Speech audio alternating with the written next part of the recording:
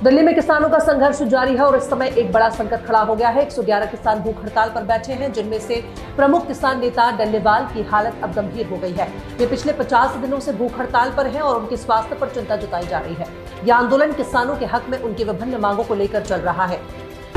बॉलीवुड की मशहूर अभिनेत्री कंगना रनौत के लिए बड़ी खबर सामने आई है। उनकी आगामी फिल्म इमरजेंसी को एक पड़ोसी देश में बैन कर दिया गया। फिल्म की रिलीज से ठीक पहले इस बैन के कारण कंगना और फिल्म के निर्माताओं को एक बड़ा झटका लगा है। यह फिल्म भारतीय राजनीति के एक महत्वपूर्ण और विवादास्पद समय के बारे में है, जिसमें भारत की तत्कालीन प्रधानमंत्री इंदिरा गांधी की इमरजेंसी अवधि को दर्शाया गया।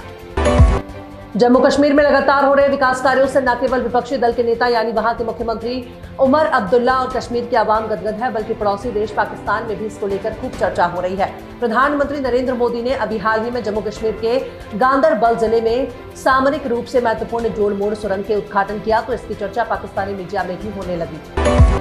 उत्तर प्रदेश के विकास को गति देने के लिए वाराणसी और प्रयागराज को मिलाकर धार्मिक क्षेत्र बनाया जाएगा। इसमें दोनों शहरों को मिलाकर 7 जिले शामिल होंगे।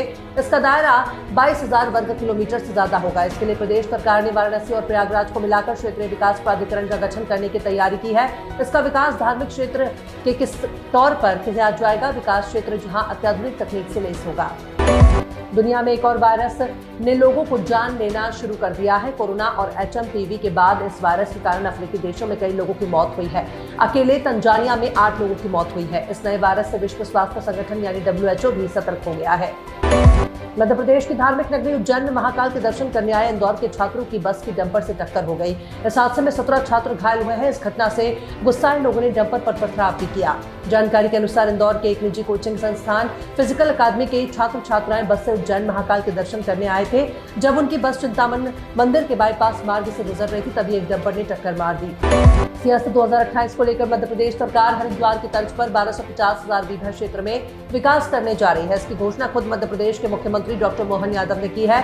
उन्होंने कहा कि हर बार सिंहस्थ में अस्थायी इंतजामों पर काफी राशि खर्च होती है। इसी के चलते अब हरिद्वार को मॉडल बनाकर विकास किया जाएगा।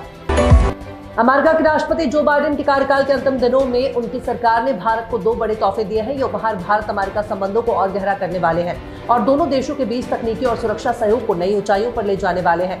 द इंडियन एक्सप्रेस की रिपोर्ट के मुताबिक अमेरिका ने भारत के कुछ प्रमुख परमाणु संस्थानों को अपने परमाणु नियंत्रण कानून से बाहर कर दिया है।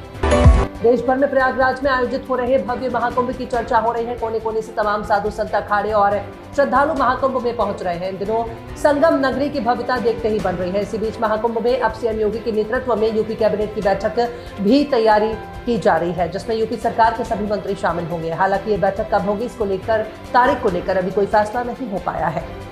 चैंपियंस ट्रॉफी 2025 के शुरू होने से पहले ही दक्षिण अफ्रीका को बहुत तगड़ा झटका लगा है। तेज गेंदबाज एंड्रिक नॉर्थिया चोट के कारण पूरे टूर्नामेंट से ही बाहर हो गए हैं।